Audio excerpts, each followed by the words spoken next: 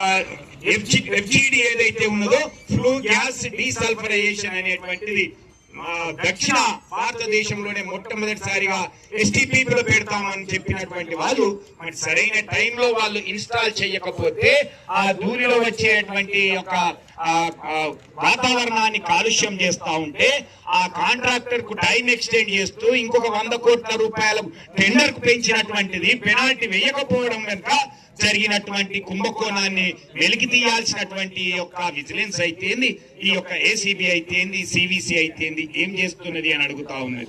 అంతేకాకుండా ఈరోజు ఇందారం ఓసీలో కాంట్రాక్టర్ కి 39 కోట్లు కట్టబెట్టాలనేటువంటి దాన్ని తెలంగాణ బొగ్గని కార్మిక సంఘం మా యొక్క హరీష్ రావు గారు లాంటి వాళ్ళు వెలికి తీస్తే దాని మీద ఏమైంది అనేటువంటిది ఇప్పటికీ తెలియదు. లేదా ఎస్ఆర్పి ఓసీలో జరిగినటువంటి డీజిల్ కుంభకోణం అయితే 2 ఓబీ టెండర్లకు సంబంధించినటువంటిది కూడా అధిక టెండర్లు వేసినప్పటికైతే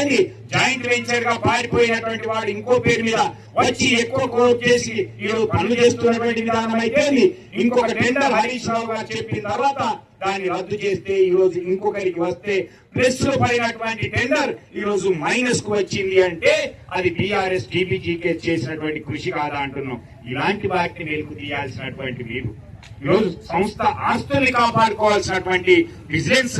ఈ రోజు ఎవరి మీద దాడులు చేస్తున్నదో ఒక్కసారి ఆలోచించాలి. ఎంతమంది అధికారుల మీద ఈ రోజు నివేదికలు ఇచ్చినవో చెప్పాల్సినటువంటి అవసరం ఉన్నది. ఆ రోజు ఇందారం కల్లో సుభాని కమిటీ ఇచ్చినటువంటి నివేదికను ఎందుకు బయట పెట్టట్లేదు? లేదా మొన్న సైట్ విజిట్ కి ఇచ్చినటువంటి 2 సభ్యులతో వేసినటువంటి బొగ్గు మంత్రిత్వ శాఖ యొక్క దాని నివేదికను ఇవ్వమని నేను ఆర్టీఐ అడిగితే ఇంకా అది ప్రాసెస్ లో ఉన్నది, మేము ఇవ్వలేమని చెప్పినటువంటిది అయితేంది. ఇలాంటి స్కామ్ల మీద సత్తుపల్లిలో ఓసీలో జరిగిన ఓబీ కుంభకోణం అయితేంది, సత్తుపల్లి సమంతలో జరిగినటువంటిది అయితేంది, ఎక్స్ప్లోజివ్స్ మీద జరిగినటువంటి అధిక ఎక్సెస్ కు వేసినటువంటి టెండర్ విషయంలో అయితేంది, ఇలాంటి విషయాల మీద ఈ యొక్క ఏసీబీ సిబిఐ వాళ్ళు అయితేంది లేకపోతే సివిసి వాళ్ళు అయితేంది వీళ్ళెవ్వరు కూడా ఎంక్వైరీ చేయకపోగా కార్మికుల మీద దాడి చేయడాన్ని ఖండిస్తా ఉన్నాం. దీనికి తోడుగా ఈరోజు ఎక్సెస్ ప్రొడక్షన్ కాగితం మీద మాత్రమే ఈరోజు బొగ్గును చూపించినటువంటి సింగరేణి యాజమాన్యం, ఉన్నతాధికారులు సిఎండ్ఎండి మొదలుకొంటే జనరల్ మేనేజర్ వరకు ఈ యొక్క అధిక నిల్వల బొగ్గును చూపించినటువంటి వాళ్ళ మీద ఏం చర్యలు తీసుకుంటారో చెప్పాల్సినటువంటి అవసరం ఉన్నది. ఈరోజు 85 లక్షల టన్నుల బొగ్గును అధికంగా చూపిస్తే 3,000 కోట్ల బొగ్గును అధికంగా చూపిస్తే ఈ 3,000 కోట్ల మీద వచ్చినటువంటి లాభాల మీద